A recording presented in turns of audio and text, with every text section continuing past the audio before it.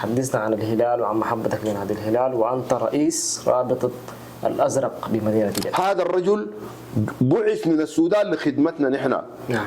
ومن أكثر الناس خلقا وأخلاقا علي الفاضل تشبع بأخلاقيات المصطفى عليه حصل الصدارة وأيضا السفارة والقنصلية كلهم كانوا في دعم الصحيفة على كل المستوى. مؤسسة كبيرة جدا، وأصلا كل إنسان في الدنيا بيولد هلال يعني بنجران.